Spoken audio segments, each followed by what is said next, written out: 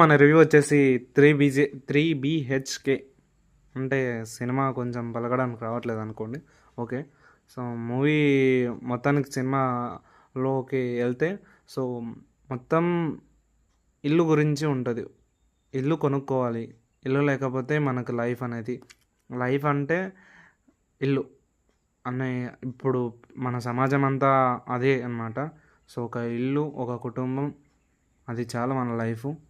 So and ఇంకోటి అంటే సినిమాలో సిద్ధార్థ్ యాక్టింగ్ చాలా ప్యూర్గా అనిపించింది అబ్బా.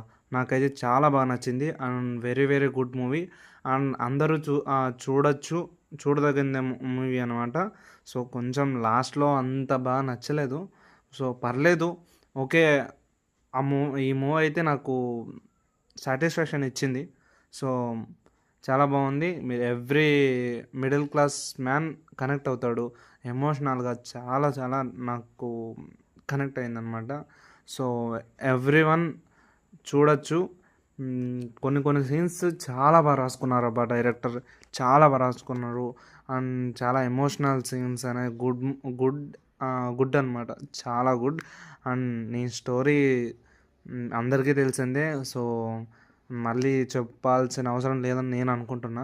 So and very good film.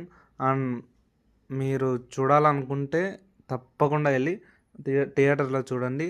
And లేదు మేము చూడలేమంటే ఓటీటీ వరకు ఆగండి. So and this is our review. Thank you for watching. And ఇలాంటి మన మన మూవీస్ రివ్యూస్ రావాలంటే మీరు సపోర్ట్ చేస్తూ ఉంటే కొన్ని వస్తూ ఉంటాయి. సో మీరు సపోర్ట్ చేయండి. And thank you for watching. జై హింద్.